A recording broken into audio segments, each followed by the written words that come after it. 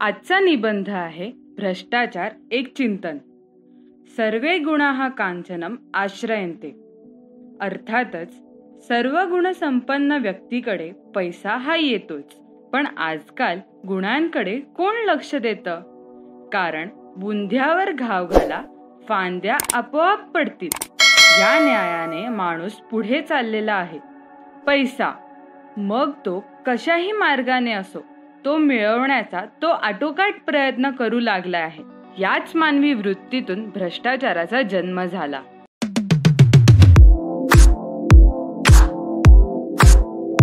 वाढलेल्या गरजा हीच या अधोगतीची जननी आहे.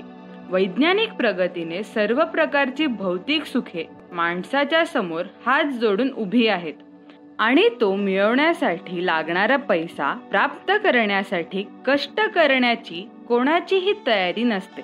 याकरता समजून उमजून तो वाकड्या मार्गावर जातो. आज एकही क्षेत्र नाही की जिथे भ्रष्टाचार पोहोचलेला नाही. वजनामध्ये तराजू मारणे, गॅस सिलेंडरसाठी बक्षिसे देणे, राष्ट्राची गुपिते परराष्ट्रांना विकणे, बालवर्गापासून शाळा कॉलेजच्या प्रवेशासाठी लाच घेणे यासारख्या अनेक गोष्टीत भ्रष्टाचार करण्यापर्यंत माणसाची मजल गेली आहे. नवस मन्नत या गोंडस नावांखाली देवाला देखील लाच देऊन भ्रष्ट करणारा माणूस स्वतः भ्रष्टाचाराच्या चिखलात पडला तर त्यात नवल काय?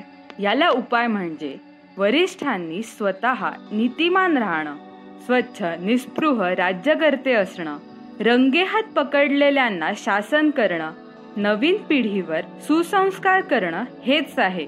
अन्यथा या नरकातून सुटका नाही. धन्यवाद.